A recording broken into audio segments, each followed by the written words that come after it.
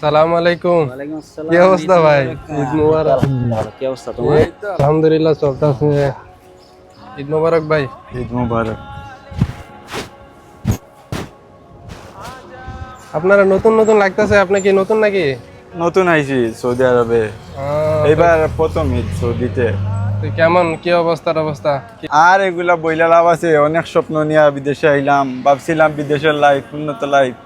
অন্যরা ছুটি পাইছে ঈদের দিনে 4 দিন 5 দিন 1 সপ্তাহ ছুটি আছে, আমাকে ছুটি নাই। এই তো ঈদের নামাজ পড়ছি, পরে ডিউটি আছে, 2 ঘন্টা ঘুমাইমু, তারপর ডিউটি 14-15 ঘন্টা ডিউটি হরান লাগে বিদেশ। এইটাই বিদেশ, কোনো লাইফ নাই, এটাতে ডিউটি, খাওয়া ঘুম, এছাড়া আর কিচ্ছু নাই। আচ্ছা, আমিও ভাবছিলাম ভাই, আমরা সবাই ভাবছিলাম এরকমই ভাই। আসলে প্রবাস জীবন এত সহজ না ভাই, কিন্তু দেশের মানুষ আপনি ভাবে দেখেন, আপনি সুন্দর একটা ছবি তুলে ফেসবুকে ছাড়বেন, দেশের মানুষ ভাববো উফ, সে কত না আনন্দে আছে, কি মজা করতে আছে। কিন্তু আমারটা আমি জানি, আপনারটা আপনি জানেন, ঠিক আছে? দেশের মানুষেরা এরা কখনো আপনি বলে বুঝাইতে পারবেন না ভাই বিষয়টা, আসলে আমরা কতটা কষ্টে আছি। এখানে না আইলে বোঝা যায় না বিদেশ কিরকম। দেশের মাটি দিয়ে আইছে না, এটা কখনো ফিল করতে পারবে না বা এটা বুঝতো না।